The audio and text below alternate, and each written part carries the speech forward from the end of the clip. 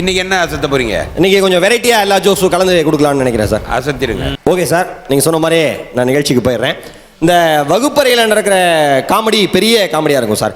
ஏன்னா பசங்களுக்கும் பெரியவங்களுக்கும் ஒத்தே வராது என்றைக்குமே. அது இயல்பான விஷயம்தான். எங்கள் வீட்டு பக்கத்தில் ஒரு தாத்தா இருக்கார். அவங்க பேரனை அழைச்சிட்டு டெய்லியே ஒரு கடை வீதிக்கு போவார். எப்போ ஒரு நடந்து போனாலும் தாத்தா 10 அடி முன்னாடி போவார், பேரன் 10 அடி பின்னாடியே போவான். நான் கேட்டேன், ஏண்டா தாத்தா பெரியவர், அவரோடய சேர்ந்து போடலாம் அப்படின்னு. இதுக்கு பேர் தான் ஜெனரேஷன் கேப் அப்படின்னா. நாம எதை நினைச்சிட்டு இருக்கோம், அவன் நினைச்சிட்டு இருக்கான் பாருங்க. அதனால எப்பயுமே சின்னவங்களுக்கும் பெரியவங்களுக்கும் ஒத்தே போகாது.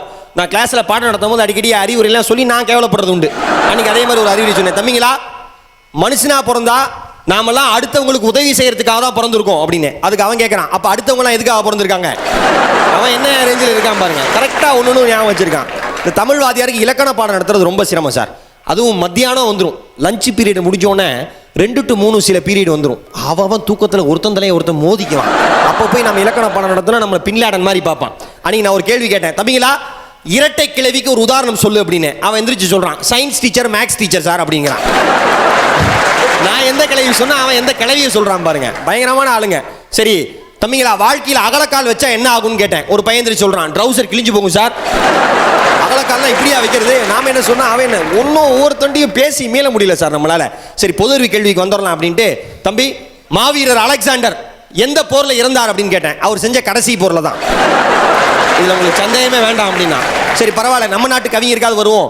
வள்ளுவர் எந்த இடத்துல பிறந்தார்னு கேட்டேன். வள்ளுவர் கோட்டத்துலங்கிறான். ஈவரக்கமே இல்லாம வள்ளுவர் கோட்டத்தில் பேர் வச்சா அந்த இடத்துல வள்ளுவர் பிறப்பாரா? பயங்கரமான பசங்க சார். இதை விட்டு நம்ம குடும்பத்துக்குள்ள நுழைஞ்சிட்டோம்னா அதில் நடக்கிற நகைச்சுவை மாதிரி சுராஜ் சாரே சொன்னார், குடும்பத்தில் நாங்கள் எல்லாம் உட்காந்து சித்தி பசங்களாம் உட்காந்து இந்த நிகழ்ச்சி பார்க்கறது உண்டு அப்படின்னு. ஏன்னா குடும்பத்தோடு இருக்கிறப்ப தான் மகிழ்ச்சியே ரொம்ப ரொம்ப அதிகமாக இருக்கும். அந்த கணவன் மனைவிக்கு நடுவில் நடக்கிற பேச்சுவார்த்தை மாதிரி பயங்கரமான பேச்சுவார்த்தை ஒரு எதுவுமே கிடையாது. ஒருத்தர் நேராக என்கிட்ட வந்து சொன்னார், மகேஷே மனைவி சொல்லே மந்திரங்கிறதெல்லாம் பொய் அப்படின்னாரு. என்ன அப்படின்னு கேட்டேன். போடா வாடா பொட்டாக்கண்ணாங்கிறதெல்லாம் மந்திரமா அப்படிங்கிறார். இருந்தாலும் டெய்லி பாட்டு வாங்கிட்டு இருக்கான் போல இருக்கு. என்ன செய்யறது? இன்னொருத்தர் வந்து சொன்னார், மகேஷே ஒரு ஆம்பளை சரியான ஆம்பளைனா பொண்டாட்டிக்கு பயப்படவே கூடாதுன்னாரு. சபாஸ் கரெக்டாக சொன்னீங்கன்னா அப்படின்னு. ஆமாம், வீடு கூட்டுறது, பெருக்கிறது, துவைக்கிறது, சமைக்கிறது, இது எல்லா வேலையும் செஞ்சுவிட்டு ஏன் பொண்டாட்டிக்கு பயப்படணும்னு கேட்குறேன் அப்படிங்கிற. நானும் கெட்ட பழப்பை வீட்டில் புழைச்சிட்டு இருக்கான் பாருங்க. நான் ஒன்றும் ஒருத்தட்டையும் சொல்ல முடியல. நேராக போய் ஒருத்தர் கிணத்துல விழுந்துட்டாரு. அவங்க பொண்டாட்டிட்டு போய் நேராக நான் அவசர அவசரம் ஓடி போய் அக்கா அவன் புருஷன் கிணத்துல விழுந்துட்டான் அப்படின்னு சொல்கிறேன். அந்த அக்கா சாவாசமாக சொல்லுது, பரவாயில்ல மகேஷ், நாளையிலேருந்து நான் குழாயில் தண்ணி பிடிச்சிக்கிறேன் அப்படின்னு.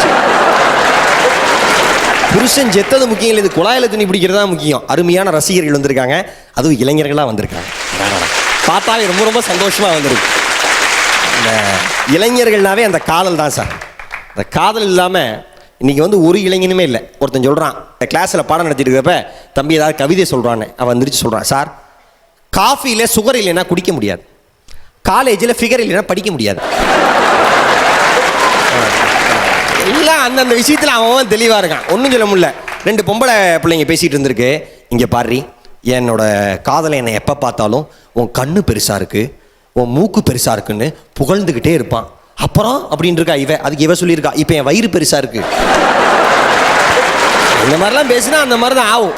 ஒரு காதலி சொல்லியிருக்கா, டார்லிங் கல்யாணத்துக்கு அப்புறமும் நீங்கள் இதே மாதிரி என்கிட்ட அன்போடு இருப்பீங்களா அப்படின்னு இருக்கா. அதுக்கு இவன் சொல்லியிருக்கான், என்ன முட்டாள்தனமாக வளர்ற, இப்போ நான் எப்படி இருக்கேன், ஏற்கனவே கல்யாணம் ஆயிடுச்சு, இப்போ அன்பா இல்லையா உன்ட்டு அப்படின்னு இருக்கான்.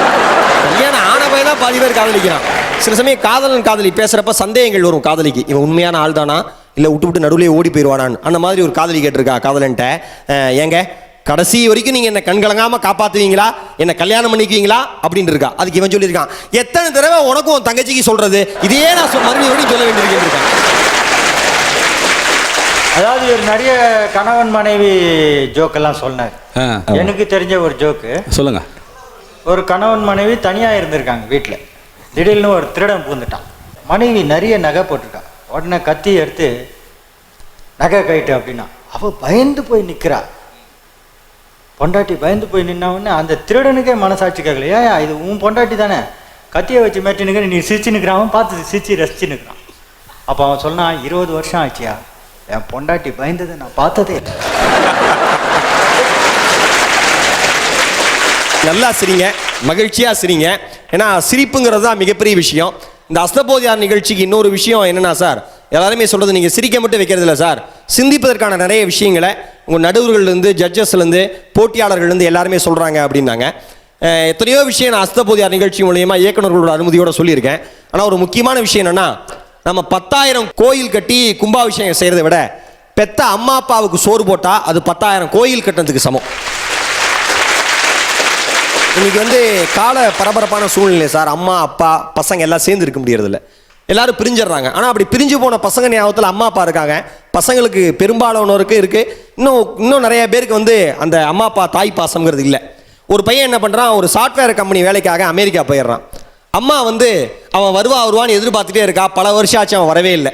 அங்கேயே கல்யாணம் ஆகி அங்கேயே செட்டில் ஆகிட்டான், அம்மாட்ட சொல்லாமையே.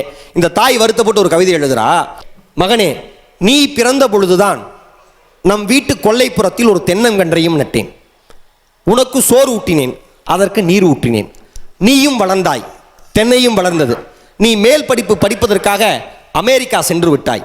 இன்றும் நான் நீர் ஊற்றிய தென்னை மரத்தின் நிழலில் அமர்ந்துதான் உனக்கு கடிதம் எழுதி கொண்டிருக்கிறேன். பரவாயில்லை மகனே, என்றாவது ஒரு நாள் என்னிடமிருந்து இமெயில் வரும் என்று நீ அவ்வப்போது சோதித்து பார்ப்பாய்.